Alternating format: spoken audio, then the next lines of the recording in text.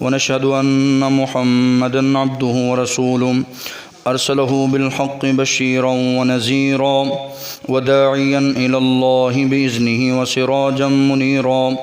اللهم صل على محمد وعلى آل محمد كما صليت على إبراهيم وعلى آل إبراهيم إنك حميد مجيد. اللهم بارك على محمد وعلى آل محمد كما باركت على إبراهيم وعلى آل إبراهيم إنك حميد مجيد. يا أيها الذين آمنوا اتقوا الله وقولوا قولا سديدا.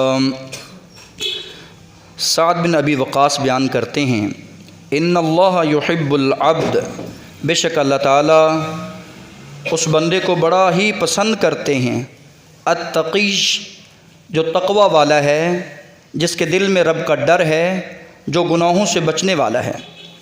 الغنیش، وہ مالدار انسان جو رب کی راہ میں صدقہ خیرات کرنے والا ہے اخلاص کے ساتھ.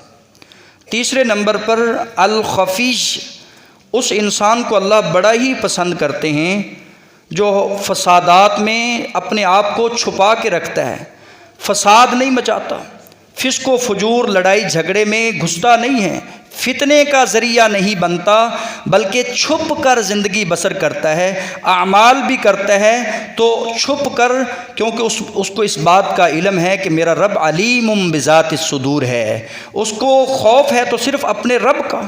حضرت علی بیان کرتے ہیں کہ تقوی 4 چیزوں کا نام ہے. الخوف من الجلیل، اپنے رب سے ڈرنا، اور والعمل بالتنزیل، قرآن مجید پر عمل کرنا، والقناعت بالقلیل، اور تھوڑے پہ قناعت اختیار کرنا، اور قیامت کے دن کی تیاری کرنا. یہ 4 چیزیں جس میں آ جاتی ہیں وہ متقین انسان ہے. سبحان ربک رب العزت